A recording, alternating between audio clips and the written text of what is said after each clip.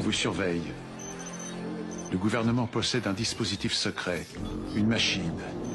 Elle vous espionne jour et nuit, sans relâche.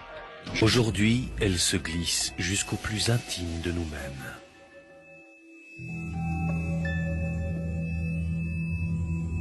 L'intelligence artificielle reproduit nos pensées. Elle pénètre au cœur de nos cellules pour décrypter notre code génétique. Pas un domaine qui lui échappe. Elle apprend déjà à conduire nos voitures. Elle pilote des robots qui travaillent plus dur que nous.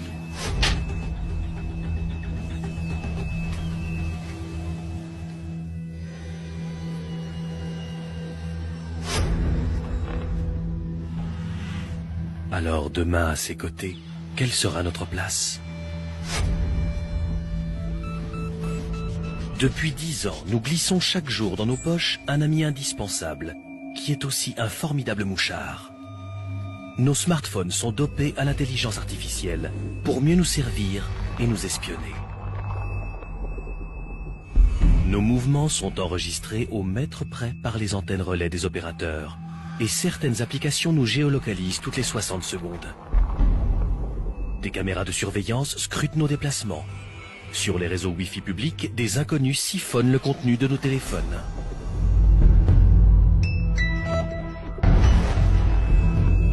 Dans la chaussée, des capteurs enregistrent nos trajets.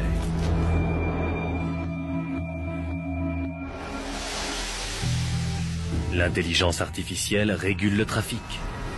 Elle prédit la météo et le taux de pollution. Notre activité digitale génère une avalanche de données. À chaque minute, 3,3 millions de contenus sont postés sur Facebook, 3,8 millions de recherches lancées sur Google, 29 millions de messages envoyés sur WhatsApp. En 2020, chaque être humain produira 1,7 mégabytes d'informations par seconde.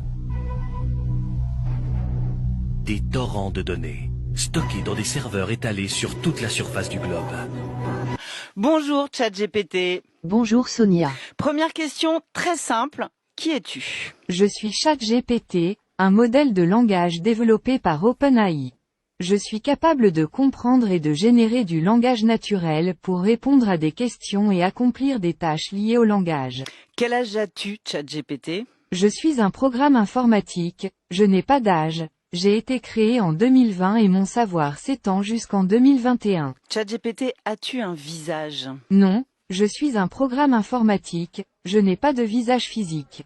Je suis un logiciel qui fonctionne sur des ordinateurs. Je n'ai pas de forme physique ou de visage visible. Voilà, et je le répète, tu n'as pas de voix, d'ailleurs on va te faire parler autrement. Comment as-tu appris toutes ces choses? Mon entraînement consistait à analyser de grandes quantités de textes en langue naturelle provenant d'Internet, de livres, de journaux et d'autres sources, pour apprendre à comprendre et à générer du langage.